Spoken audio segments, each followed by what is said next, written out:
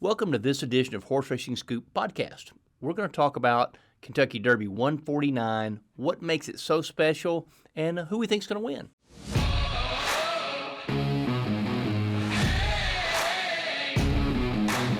If you got a hunch, bet a bunch. Back a horse and get paid.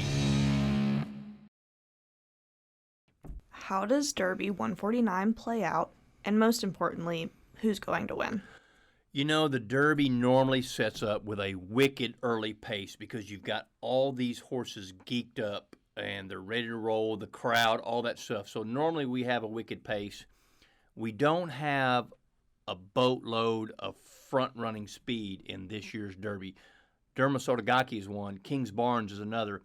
But most of the power in this race, I feel like, are closers or people who come from off the pace. Maybe tactical speed type horses. That's Forte. That's Tapit Trice. That's Angel of Empire. That's Confidence Game. That's Two Fills. That's all these other horses.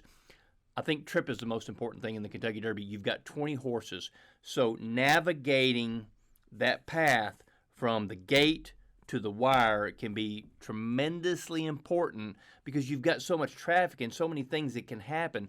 So I think trip is always the most important thing in the Kentucky Derby. But in this year, I think it's going to be even more important because you have so many good horses that will come from off the pace.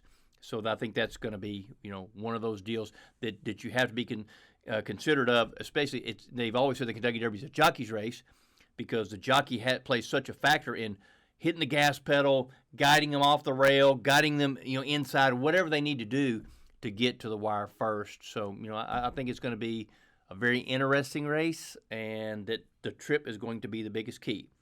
So with all that mumbo jumbo and all that in mind, who do we like? We're going to go with